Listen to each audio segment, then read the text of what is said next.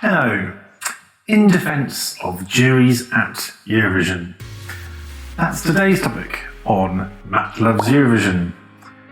Now please do click on the subscribe button, also notification bell, and also please do like, share and comment below. And I'm particularly interested to hear what your thoughts are on this subject.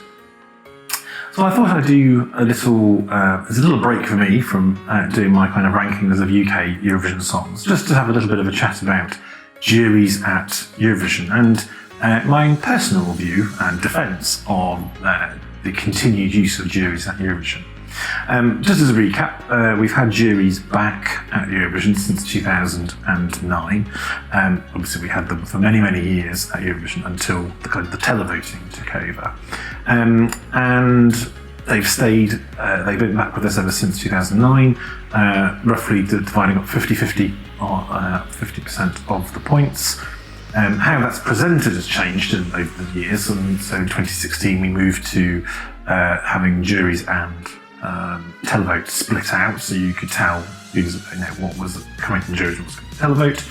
And the way that they rank them and they order them sort of gets tweaked year by year as well, but ultimately it's remained the same that side. Now, I think there's a lot of people who do, well, I say a lot of people, perhaps some voluble people on Twitter, for example, do have a big go about juries and have a bit of a rant at them. And there are a number of reasons why they do that. We've had situations where songs have done extremely well in the televote, but have not done very well with the juries, or not done that well. So quite the most recent example of that being Kano, Norway's Kano in 2019, who won the public vote, but didn't do quite so well in the jury vote.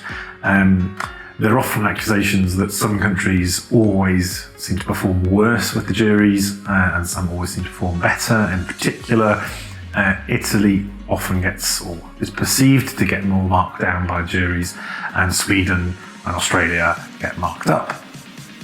And then we have the kind of slight absurdity of the voting that takes place between certain countries seems to get reflected in juries just as much as it would in televoting. Armenia and Azerbaijan being a case in point, where each other's juries always rank the other songs as the very last one.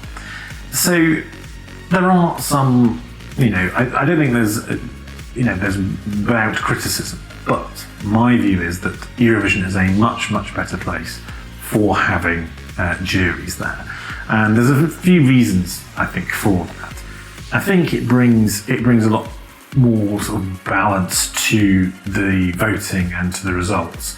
I think we saw that particularly in the 2000s, that when you have purely televoting, while you wouldn't necessarily get a winner from some of the block votes, it's just a matter of geography and also how populations are distributed, that there are going to be some countries that will always pick up a large chunk of votes because they have a lot of neighbours, or they've got a lot of cultural similarities, or they've got a big diaspora.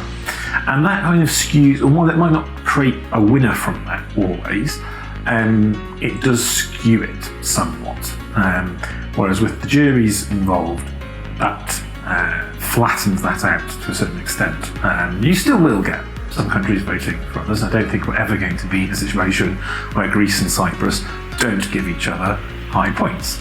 But I think it helps alleviate some of that. The other thing I would say about juries is, and this is actually reflected in a lot of other contests, sort of, reality TV has moved this way as well. Thinking about Eurovision was one of the very first that actually went down the public vote route, well before kind of X Factor and the various voices and various countries got talent, etc. But in a lot of those, even those sort of kind of reality TV shows have moved to kind of more mixed voting, because I think you often find that a 100% public vote can skew towards certain types of acts and in this case certain types of songs as well. And I think that's to the detriment of the contest. And I think you can see it in the 2000s when you had purely televote through that period. There's a lot of popular songs and very and an increasing number of novelty songs as well. Now, I'm not saying that that's wrong having those, but you can see there was more and more of those happening, and I think that risked diminishing the contest. And I think the other thing is that the public vote can often forgive. They wouldn't necessarily see some of the kind of the technical aspects of the song and the quality of the song, the songwriting, etc.